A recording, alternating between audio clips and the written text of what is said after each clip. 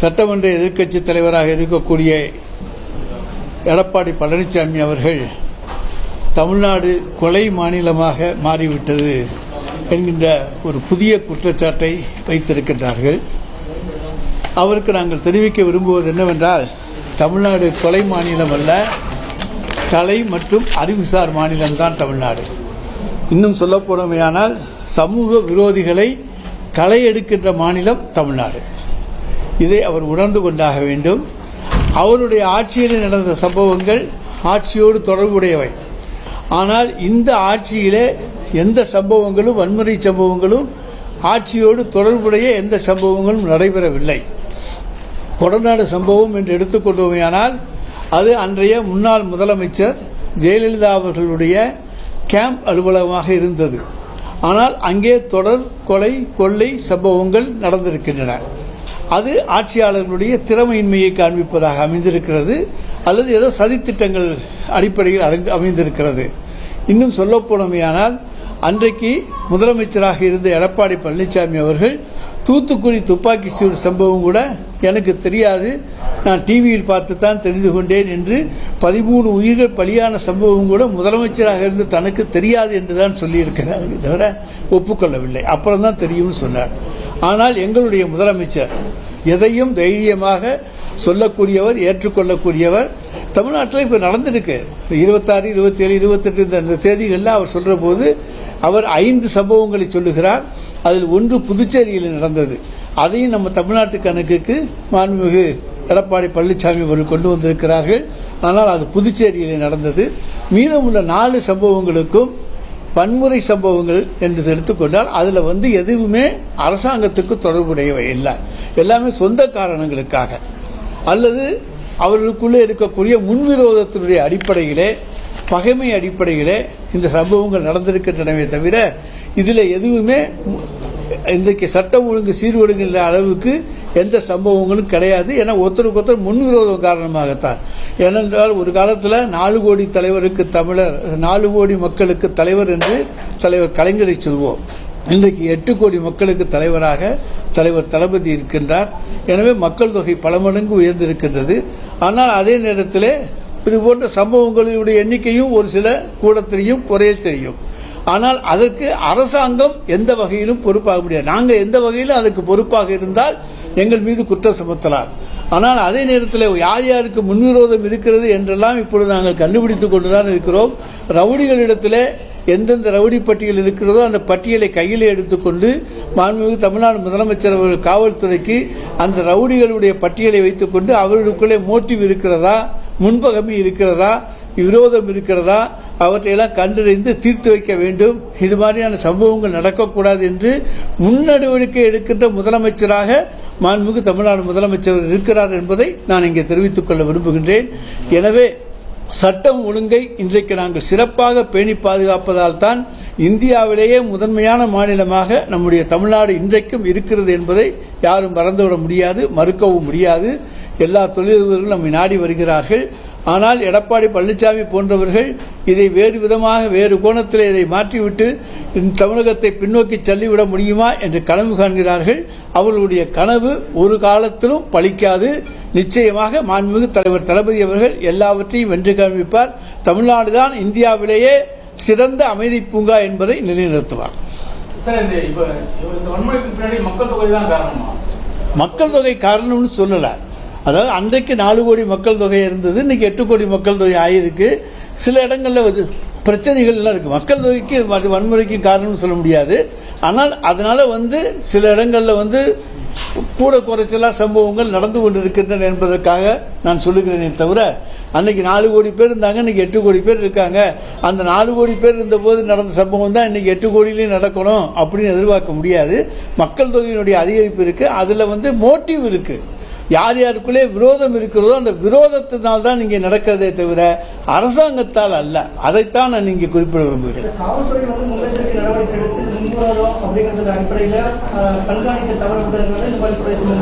இல்லைங்க, இப்போ எந்த சம்பவங்களும் இப்பதான் ரவுடிகள் பட்டியல் எடுத்து ஒரு பேட்ச் எடுத்து எல்லாரையும் அரெஸ்ட் பண்றோம்.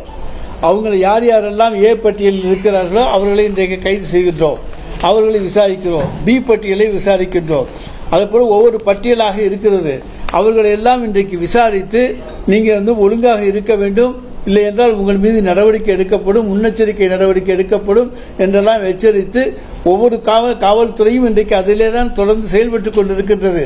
ஆனால் இருந்தாலும் இதுபோல முன்னுக்கு தெரியாமல் திடீரென்று யாராவது ஒரு விரோத அடிப்படையிலே அல்லது இந்த ஆண்டு அவருடைய முதலாவது ஆண்டு வருகிறது, அதற்குள்ளே அவரை கொன்றவரை நான் பழிவாங்கி விடுவேன் என்று பழிவாங்கும் முயற்சியிலே செய்து விடுகிறார்கள்.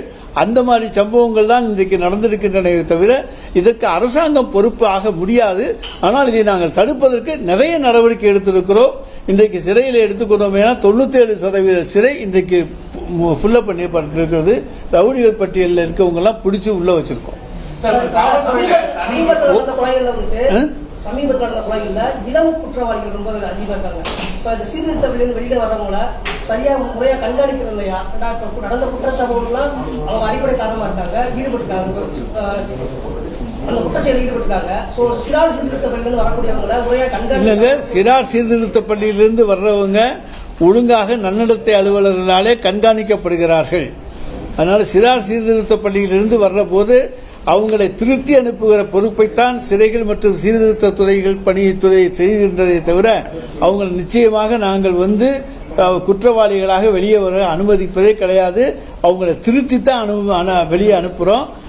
மேலும் அங்கே இருக்கக்கூடிய சந்தர்ப்ப சூழ்நிலைகள் அவரை யாராச்சும் 1-2 பேர் தவறுக்கு போயிருக்கலாமே தவிர மெஜாரிட்டி யாருமே மீண்டும் சிறைக்கு செல்லக்கூடிய எண்ணத்தில் இல்லாதவர்களாக, அவர்களை நல்லவர்களாக, சமுதாயத்தோடு இணைந்து வாழக்கூடியவர்களாக அவர்களை திருத்தி அனுப்புகிற பணியைத்தான் நம்முடைய சீர்திருத்த பள்ளிகள், சிறைகள் மற்றும் சீர்திருத்த பள்ளி துறை செய்து வருகிறது.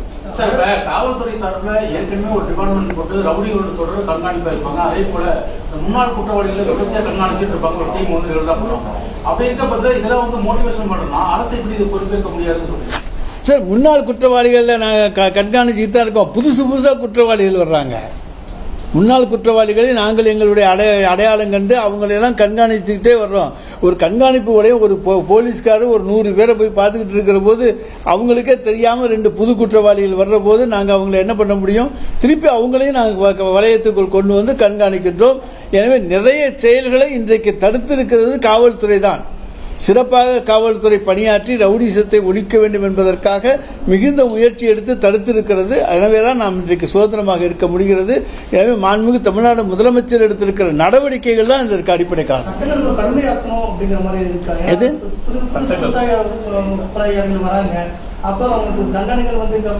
தண்டனைகள் இப்போ நிறைய அவங்களுக்கான தண்டனைகள், அதிகமான தண்டனைகள் இருக்கின்றன. நிச்சயமாக அவர்களுக்கு அதிகபட்ச தண்டனை வாங்கி கொடுத்தாலே போதும்.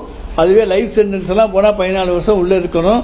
அதனால் அதிகபட்ச தண்டனைகள் இந்த குற்றவாளிகளுக்கு கிடைக்கும். அதிலெல்லாம் எந்த விதமான சந்தேகமும் கிடையாது.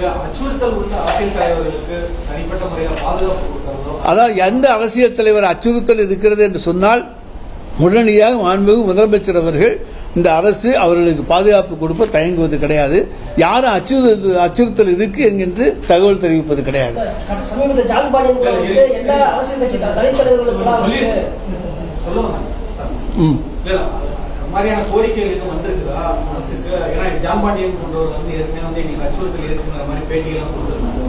அப்படி கோரிக்கைகள் வந்திருந்தால் நான் அதை உள்துறையிடம் விசாரித்து அதற்குரிய பதிலை தருகிறேன். சிறைச்சாலைகள் நிரம்புறதை பத்தி சொன்னீங்க. 97% சிறைச்சாலைகள் நிரம்பி இருக்குன்னு சொன்னீங்க. இப்ப சமீபமா சில கிளைச்செறிகளை மூடுறதா தகவல் எந்த அதாவது வதந்திகளுக்கெல்லாம் நாங்கள் பதில் சொல்ல முடியாது. அந்த சிறைகள் கொஞ்சம் கொஞ்சம் மோசமான கண்டிஷன்ல இருக்குங்கிறதுனால அதை சொல்லியிருக்காங்க. அதை ரிப்பேர் பார்த்து அந்த சிறைகளும் இயங்க வேண்டும் என்று தான் சொல்லியிருக்கிறோமே தவிர எந்த சிறைகளையும் நாங்கள் மூட வேண்டும் என்று சொல்லவில்லை. நிச்சயமாக அந்த சிறைகள் எல்லாம் மூட வேண்டிய அவசியம் கிடையாது. எனவே அது பழுதுபார்ப்பதற்கான நிதியை கேட்டிருக்கிறோம். நிதியை பெற்று அந்த சிறைகளும் இயங்கும். குற்ற வழக்கு தொடர்புத்துறை இயக்குநர் நியமனம் தொடர்பாகவும் எதிர்க்கட்சி தலைவர் எடப்பாடி பழனிசாமி குற்றம் சாட்டியிருக்காரு. இது ஒரு அரசியல் சார்பான ஒருத்தரை நியமிக்கக்கூடாது அப்படின்னு அது அரசு எடுத்திருக்கிற முடிவு. அவரை நியமிக்க வேண்டும் என்பது நாங்கள் எடுத்திருக்கிற முடிவு. அதுதான், அதைத்தான் நீங்க நான் சொல்ல முடியும். இல்ல 15 ஆண்டுகள் வழக்கறிஞராக இருந்த வரையும் டைரக்டர் ஆஃப் ப்ராசிக்யூஷனாக நியமிக்கலாம். அதாவது இவர் வந்து தற்காலிகமாகத்தான் ஆக்டிங்காகத்தான் நியமித்திருக்கிறோம். இதுக்கு முன்னாடி பதவியில் அந்த மாதிரி நியமிச்சிருக்காங்களா? இல்லைங்க, இவர் ஆக்டிங் தான் நியமித்திருக்கிறோம், நிரந்தரம் அல்ல, ஆக்டிங். இந்த புதிய குற்றவியல் சட்டத்தின் அடிப்படையில் தான் நியமிக்கப்பட்டிருக்காங்க. ஆனா தமிழக அரசு அந்த புதிய குற்றவியல் சட்டங்களை இல்லை, பழைய குற்றவியல் சட்டத்தில் இருக்கிறது இதே சரத்துக்கள் தான் புதிய குற்றவியல் சட்டத்திலையும் இருக்கு. அதனால அதை பத்தி ஒன்றும் இது கிடையாது. இதே மாதிரி லோக் ஆயுக்தாவும் இதே மாதிரி வந்து ஆக்டிங் தான். இப்போ நம்ம வந்து ஏற்கனவே செலக்ட் கமிட்டி போட்டு கிட்டத்தட்ட வந்து ஒரு 4 மாசம் ஆச்சு. இப்போ அது லோக் ஆயுக்தாக்கும் இதே மாதிரியான ஆக்டிங் தான் நம்ம இப்போ போட்டு. ஆமா, அது வந்து அது காலம் தள்ளி போகுதா? அது அதோட நியமனம் அதுக்கு உரிய காலத்தில் உரிய முடிவை மாண்புமிகு முதலமைச்சர் அவர்கள் எடுப்பார்கள். சார், தருமபுரி மாவட்டத்தில் 2 நாளுக்கு முன்னாடி ஆணவ படுகொலை வந்து நடந்திருக்கு. தொடர்ச்சியா அதிகரிச்சுட்டு வருது அப்படின்னு சொல்றாங்க. உங்களோட கூட்டணியில் இருக்கக்கூடிய மார்க்சிஸ்ட் கட்சி கூட பேரவையில் கேள்வி கேட்டிருந்தாங்க. சார், ஆணவ படுகொலைகளை நாங்கள் என்றைக்குமே ஆதரிப்பது கிடையாது, உங்களுக்கு நல்லா தெரியும். அது யாராக இருந்தாலும் அவர்கள் மீது உரிய நடவடிக்கையை இந்த அரசு தைரியமாக மாண்புமிகு தமிழ்நாடு முதலமைச்சர் அவர்கள் எடுப்பார்கள். அதுவும் உங்களுக்கு நன்றாக தெரியும். நாங்கள் வந்து அதை வந்து ஆதரிக்க வேண்டும் ஆணவ படுகொலை என்பதெல்லாம் எங்களுக்கான தேவையே கிடையாது. எனவே மாண்புமிகு தமிழ்நாடு முதலமைச்சர் அவர்கள் அதற்கெல்லாம் ஆதரவு கொடுப்பது கிடையாது. அவர்களை சட்டத்தின் முன் நிறுத்தி உரிய தண்டனை வாங்கி கொடுப்பதுதான் அவருடைய பணி. தண்டனைகள் கடுமையாக நம்ம குற்றம் போயிடலாம் வந்து எல்லா விஷயம் சார், தண்டனை கொலைக்கு வந்து கொலை குற்றத்துக்கு ஆயுள் தண்டனை தானே அதிகபட்ச தண்டனை, ஆயுள் தண்டனை. ரிகரஸ் இம்ப்ரெஸ்மெண்ட், கடும் காவல், அதுதான் ரிகரஸ் இம்ப்ரெஸ்மெண்ட், அதுதான் ரைட்டா.